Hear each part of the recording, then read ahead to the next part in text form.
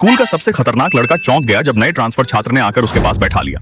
और जब लड़का क्लास के दौरान ऊँघ रहा था, अचानक लड़की ने उसे इतनी जोर से लात मारी कि वह अपनी कुर्सी से गिर गया। सभी छात्रों ने सोचा अब तो ट्रांसफर छात्र की खैर नहीं, क्योंकि सभी जानते थे कि जो भी लड़की स्कूल की सुंदरता के पास जाने की हिम्मत करती उसे वह कभी नहीं छोड़ता। लेकिन इस बार लड़का पूरी तरह से चुप रहा। वह शांतिपूर्वक अपनी सीट पर बैठा, ठीक से पढ़ाई की और यहाँ तक कि अपने छोटे गैंग को भी चेतावनी दी। अब से ट्रांसफर छात्र हमारा बॉस है, क्योंकि असल में ये लड़की और कोई नहीं बल्कि उसकी अपनी ही माँ थी। 25 साल पहले जब उसने अपने छोटे बेटे को स्कूल भेजा था, उसे खो दिया। एक हमला, लेकिन उसकी मातृ प्रेम ने स्वर्ग को हिला दिया और उसे दूसरी जिंदगी मिली। अब जब वह अपनी आंखें खोलती है तो वह खुद को एक नए स्कूल के गेट पर खड़ा पाती है। वहाँ उसे एक लड़का दिखाई देता है। एक गुंडा एक स्कूल गर्ल को प्रपोज कर रहा है। लड़की डर गई थी और उसे अस्वीकार करने की तैयारी कर रही थी। माँ बस लड़की को बचाने के लिए भागने वाली थी जब अचानक उसे एक नाम सुनाई देता है, एक नाम जो उसके बेटे जैसा लगता है। और जब वह देखती है तो वही चेहरा दिखाई देता है। माँ हैरान है, ये मेरा बेटा है 13 साल बाद, लेकिन उसका बेटा गुंडा बन गया है।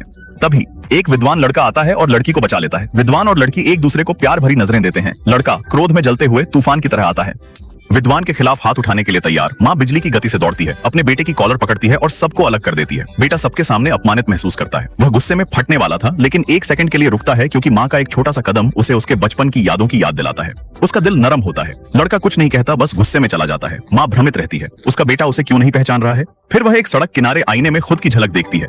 उसका चेहरा अब 18 साल का लगता है। खुशी के मारे वह एक सड़क विक्रेता के लिए एक प्यारा सा शार्क खिलौना बनाती है।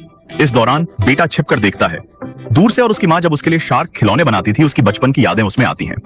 बाद में जब वह माँ के फूलों की एलर्जी के बारे में जानता है तो वह पुष्टि करता है कि वह वास्तव में उसकी माँ है। माँ अपनी पुनर्जन्म कहानी साझा करती है और लड़का पहले तो संदेह में रहता है, लेकिन अंत में वे दोनों आंसू भरी आंखों से एक दूसरे को गले लगाते हैं। लेकिन जब माँ कहती है चलो हमारे विला चलते हैं, लड़का थोड़ा असहज हो जाता है और इसके बजाय उसे एक छोटी शैबी फ्लैट में ले जाता है।